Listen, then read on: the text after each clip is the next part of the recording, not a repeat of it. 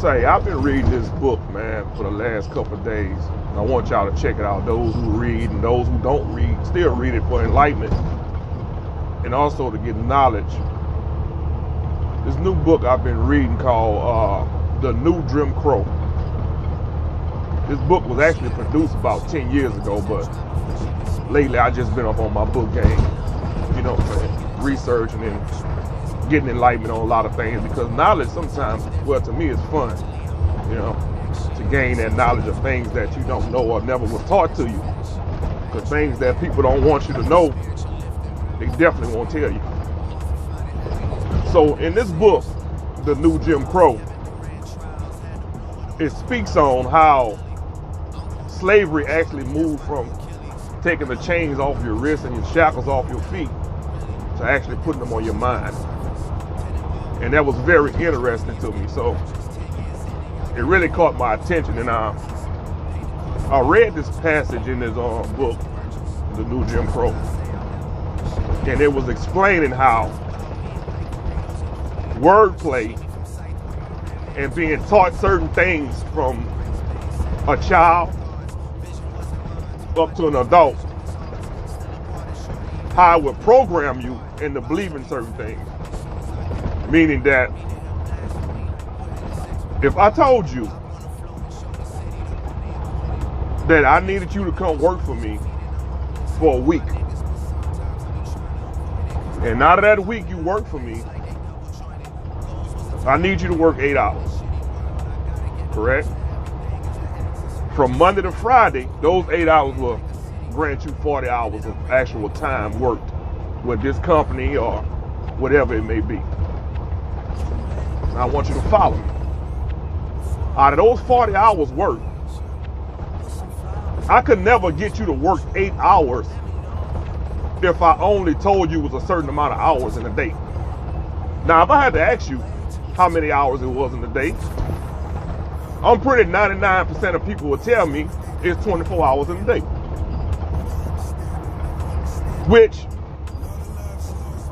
our common sense will tell us it's not 24 hours in a day, but since we've been programmed, when you set your clock and it says 24 hours, anytime you're talking about military time, they ask you if you want the 24-hour format or if you want the military time.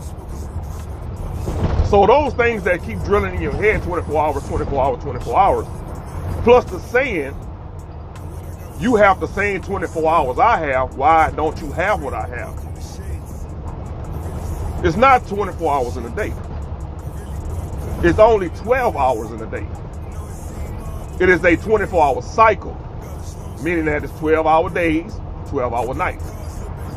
But if I tell you that it's only 12 hours in a day, I can no longer get 8 hours of work out of you. You see what I'm saying? Follow me. If I tell you it's 8 hours, if I tell you it's 12 hours in a day, I can't get you to work for 8 hours because you're going to feel like that's unfair. I need time to rest. I need time to sleep. I need time to rejuvenate my body.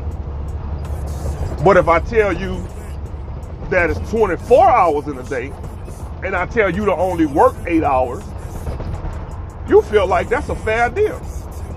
Because I have all this other time to do what I need to do.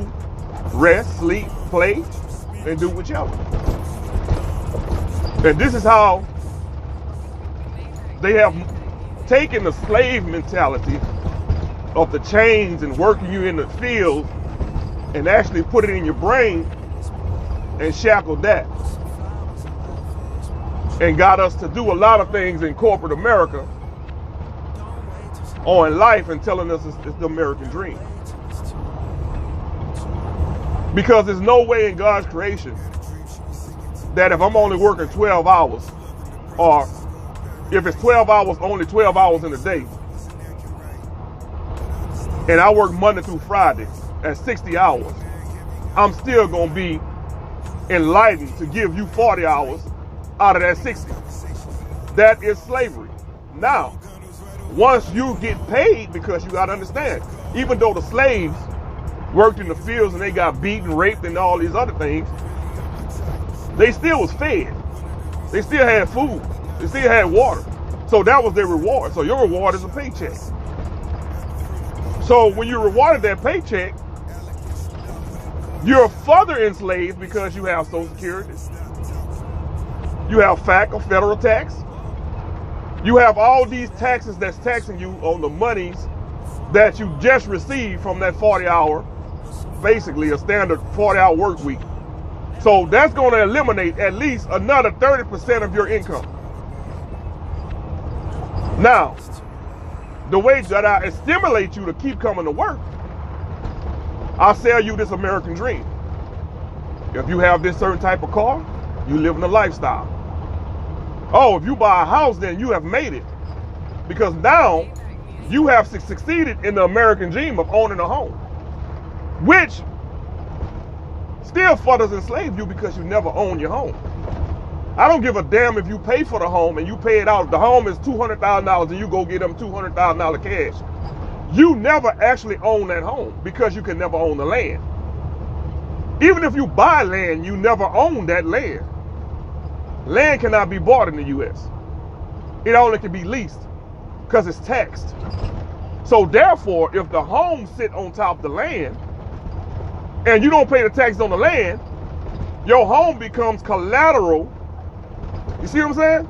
So if you don't pay for the land, I can take your home that's on the land because I can't move it off of it. So your home becomes collateral damage. Your home that you paid for free and clear. And this book is amazing, man, because I'm telling you, man, you go on Amazon and check it out, man. It's called The New Jim Crow. It also talks about a lot of other things, incarceration and how the system is messed up and things in that nature.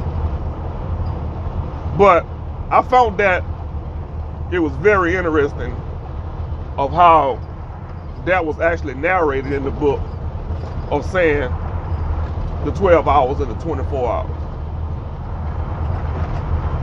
So I'm going to leave y'all with that words of wisdom this morning, man. Y'all have a good day at work, man.